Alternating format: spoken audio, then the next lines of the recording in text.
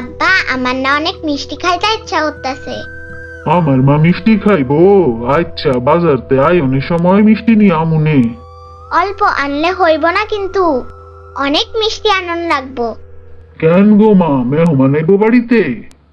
না আব্বা, আমি খামু। আচ্ছা, আমার মা যেহেতু খাইতে চাইছে তো বেশি কইরাই আনমুনে। মুসার বাবা বাড়ি ফেরার পথে বাজার থেকে 2 কেজি মিষ্টি নিয়ে আসে। আমিনা মিষ্টি পেয়ে দারুণ খুশি হয়ে যায়।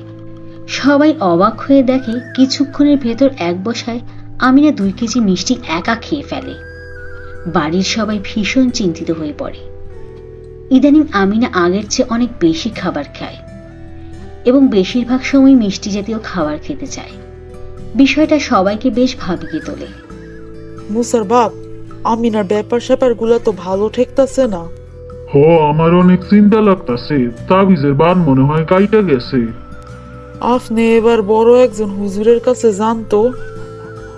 কদমতলী গ্রামের মসজিদে একজন বড় হুজুর আছে, দেখি তার কাছে নিয়ে যাবো আমিনারে। সেই রাতে সবাই ঘুমিয়ে পড়লে আমিনা ঘর থেকে বেরিয়ে যায়। পরদিন সকালে সবাই খুঁজতে খুঁজতে বাঁশঝাড়ের কাছে অজ্ঞান অবস্থায় পড়ে থাকতে দেখে। এবার 5 দিন পর আমিনার জ্ঞান ফেরে। আমিনার বাবা বড় হুজুরের কাছে আমিনাকে নিয়ে যায়। আপনার মেয়ের উপর জিনের আসর আছে। হুজুর, একটা ব্যবস্থা করেন, আমার মাইয়াটারে বাঁচান। বাঁচানোর মালিক তো আল্লাহ, আমরা হইলাম মুসিলা। আমি আমার সাধ্যের মধ্যে যতটুকু সম্ভব সবটাই করব। আপনি আল্লাহর কাছে সাহায্য চান, তিনি যেন সব কিছু সহজ করে দেন।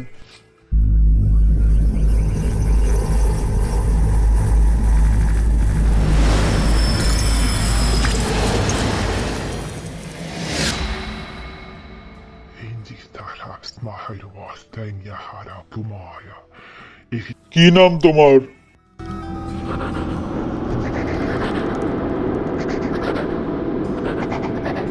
কি হইল, নাম বলো। আমার নাম আব্দুল্লাহ। তুমি ওর উপর আচর করছো কেন? কি হইল আব্দুল্লাহ, কথা বলো, নইলে কিন্তু মারবো। ও আমার ছেলেরে মারছে। কে তোমার ছেলেরে মারছে? নাম ধইরা বলো। আমিনা মারছে। আমিনা কিভাবে তোমার ছেলেরে মারলো, পুরা ঘটনা বলো। একদিন বিকেলে বাঁশঝাড়ে আমি আমার ছেলের সাথে পাখির রূপ নিয়ে খেলতেছিলাম। এই মেয়েটা তখন একটা বড় ঢিল ছুঁড়ে আমার ছেলের মাথায় মারে। আর আমার ছেলেটা অনেকদিন ধরে অসুস্থ ছিল। এখন তুমি ওর কাছে কি চাও? আমি ওরে মাইরা ফেলবো। তোমার ছেলে তো এখন সুস্থ আছে, তাহলে তুমি আমিনাকে কেন মারবা? ওর কারণে আমার ছেলে অনেকদিন অসুস্থ হয়ে বিছানায় পড়েছিল, তাই আমি ওকে শাস্তি দিব। আমিনাকেও তো তুমি অনেকদিন ধরে অসুস্থ করে রাখছো, হিসাব তো বরাবর হয়ে গেছে। ও যদি সেদিন ঢিল না ছুটত, না আমার ছেলে আঘাত পাইতো, আর না আমি ওরে অসুস্থ বানিয়ে ফেলে রাখতাম, আমি ওরে ছাড়বো না। ওর বিনিময়ে তুমি কি চাও? আমি শুধু মরা লাশ দেখতে চাই, আর কিছু চাই না। ঠিক আছে, আজ রাতেই তোমাকে একটা লাশ দেওয়া হবে, সেটা যারই লাশ হোক তোমারই নিতে হবে।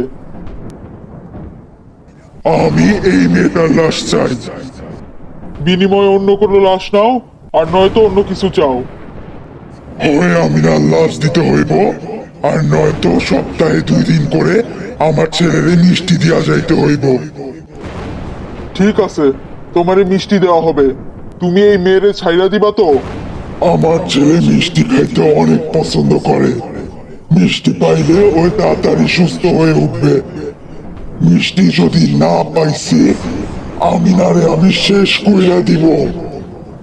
ঠিক তো, কথা দাও। দিব, কথা দিলাম।